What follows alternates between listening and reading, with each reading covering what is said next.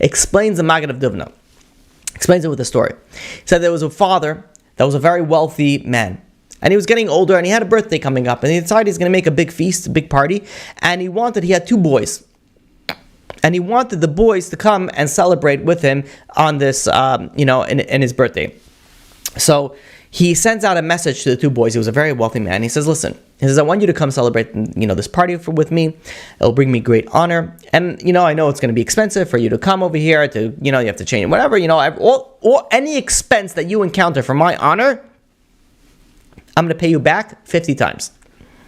That's what he writes to them. Meaning that if you spend $1,000, I'm going to write you a check for $20,000. You spend $20,000, I'll give you a check for $400,000.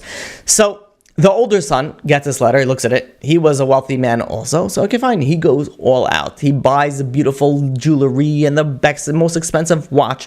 And he hires the most expensive, wagon driver to go and drive them. And he dresses all his children to the T. Buys them the most expensive custom-made clothing possible. Everything he spent, like swiping the credit card to the highest level. No expense spared. As he's traveling, he passes by a town where his other brother lives, the only other son. And he sees this other brother wasn't successful in life. He was poor. He didn't have had a lot of issues financially. And he passes by him and he sees that his brother is still in his rags, in his little hut. It doesn't seem like he's prepared to go to this feast that his father's making him.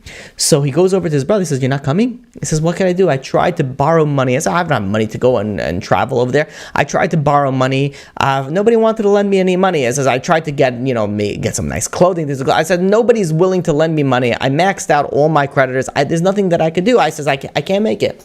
So this wealthy brother says, "You know what? Out of the goodness of my heart, why don't you come and join me bring all your children, bring your wife, drive with me in my expensive, stretch limo, and I'll take you." And he says, "Oh wow, that's amazing." They both get into this caravan, and they travel to to the father's palace. They get to the father's palace, and they're talking, they're catching up, and then a short while later, this wealthy son goes over to his father and he says, "Dad, I got you a list of all the expenses."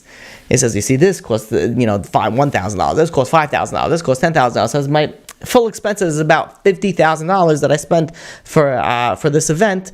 So according to your calculation, I should be getting, times that by 20, I should be getting about $1 million." So the father looks at him. He says, "I'm not giving you a penny." He says, "What do you mean?" He says, "I have the letter." He says, "You wrote down in the letter that whatever I spent for you, for your honor, you're going to give it back to me. This was all for you. I didn't need to do this for anything." And the father goes to him and says, you didn't do this for my honor. You did it for your honor." He says, "And I can prove it to you." He says, "If you would have done it for my honor, how come you didn't take care of your brother? How come you didn't take care of your brother? Wasn't able to come in. He had to come into your caravan. He came in his rags, and he didn't have anything to forget about jewelry. He didn't even have a nice suit to wear. His wife didn't have a nice dress to wear. It would have been for my honor, you would have paid for them as well." Says the Dubna Maggid, he says, "What are we going to say to HaKadosh Baruch Hu?" He says, "Yeah, we love you, HaKadosh Baruch Hu. We do everything for you. We listen to you." He says, "What are you going to do when you have the Jewish people that are being left off? They're not on the path of Torah. They're not on the path of godliness." He says, "It's Chil Hashem. What are we going to answer after 120? When we come up there, we'll be like, 'What, HaKadosh Baruch Hu? We listened to you. We did everything that you wanted.' HaKadosh Baruch Hu says, 'You listened for me?' He says, 'If you did it for me, then what about all the brothers and sisters out there?' He says, 'What did you do? What are we going to answer?" And this, says the Maggid, how he explains the Medrash.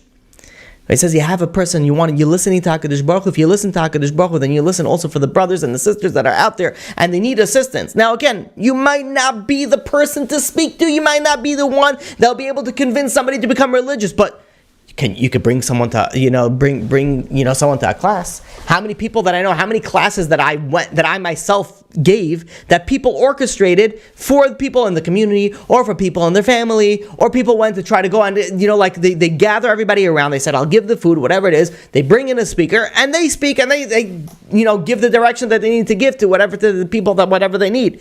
If you can't do that, then you send somebody a lecture. You buy them a book. You bring them to a class. There's so many things that you can do to go and help your brothers and sisters.